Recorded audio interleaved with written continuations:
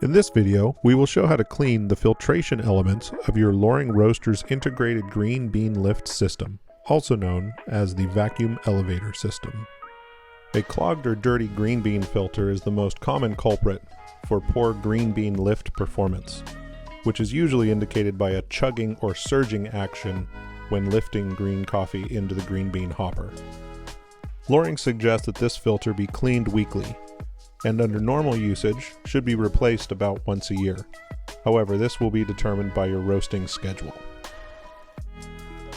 The main green bean dust filter is located in the canister above the mini cyclone at the rear of the coffee roaster. Cleaning this filter can be a very messy task if done improperly. It is not suggested to use compressed air to blow out the filter, especially if you are inside. Instead, we suggest tapping the filter against a hard surface such as a table or the floor. This will dislodge the dust without making a large mess. Even better, you can tap the filter against the floor while you have a vacuum running. This will suck the dust straight into the vacuum and make even less of a mess.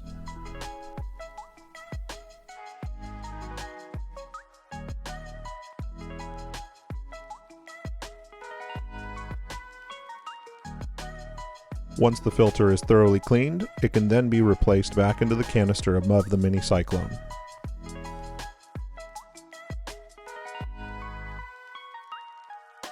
It's important to note that the filter must be centered in the canister. There is a gasket inside the canister as well as one on the lid that will help in this process. Once the green bean filter is in place, it's time to clean the large particle filter located underneath the mini cyclone. This filter is designed to catch larger debris that may be caught up in the airflow of the system. It usually does not need to be cleaned out more than once a month. Notice the gasket on top of this bucket. This is what creates a seal between the bucket and the bottom of the mini cyclone. Ensure that it is not damaged and that it does not get folded over during reinstallation.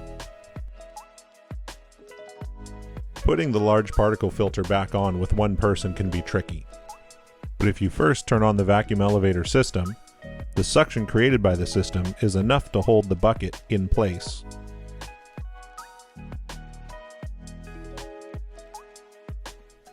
You can then put the Jacobs clamp on without an additional set of hands.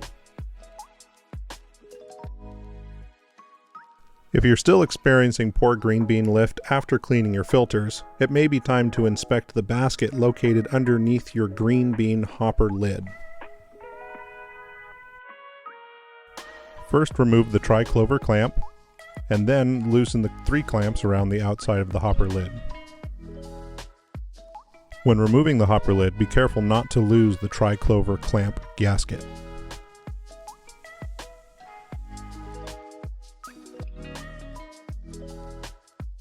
This basket is designed to keep rogue beans from being sucked back into the vacuum elevator system, but over time it can become clogged with bag particles and other debris. While the green bean hopper lid is removed, also check the foam gasket underneath the lid. You're looking for any folds or rips that could cause a vacuum leak to occur between the green bean hopper lid and the hopper itself.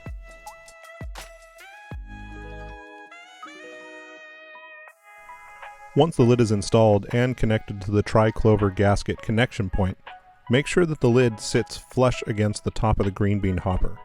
If it's lifted at the front or at the rear, this can cause a vacuum leak and is caused by the vacuum elevator tube running to the back of the roaster not being level.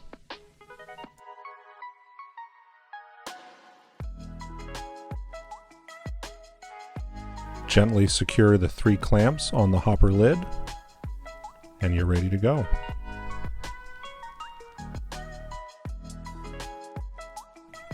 Here are the part numbers for the items shown in this video. If you need any help identifying other parts or troubleshooting further issues with your vacuum elevator system, please feel free to contact us at Loring Support.